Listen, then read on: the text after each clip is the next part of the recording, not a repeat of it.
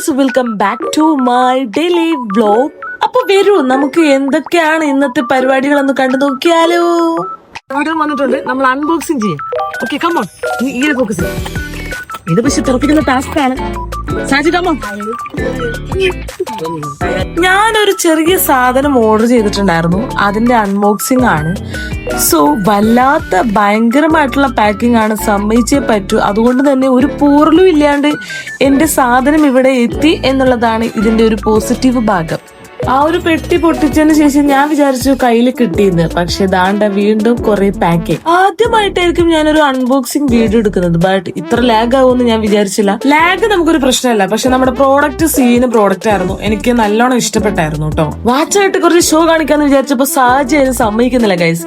സാജ് പറയുന്നത് അത് കുറച്ച് മുകളിൽ കെട്ട്, അവിടെ കെട്ട്, ഇവിടെ കെട്ടുന്നു. എനിക്കാണെങ്കിൽ ഇതൊന്നും കണ്ടു നിൽക്കാൻ വയ്യാണ്ട് ഞങ്ങൾ അടുത്ത പരിപാടിയിലോട്ട് പോവാണ് ഗായ്. എന്താണ് പരിപാടി? ഇതൊക്കെ തന്നെ പരിപാടി എന്ത് തന്നെയായാലും ആത്മാർത്ഥത ഞങ്ങളുടെ ഒരു മെയിൻ ഇതാണ്.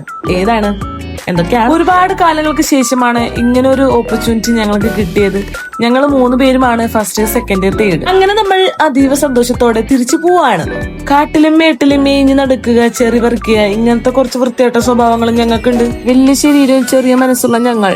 അതെന്തേലും ആവട്ടെ, ഞങ്ങൾ ഇപ്പൊ ഉള്ളത് ഷാമിലയുടെ ഷോപ്പിലാണ്. കുറച്ചു നേരം തണുത്തിട്ട് ഇവിടെ നിന്ന് പോവാന്ന് വെച്ചു. വാവ്, നല്ല സാധനം. അങ്ങനെ നമ്മൾ അവിടെ നിന്ന് തിരിച്ചു പോകുന്നത് കസിൻസിലോട്ടാണ്.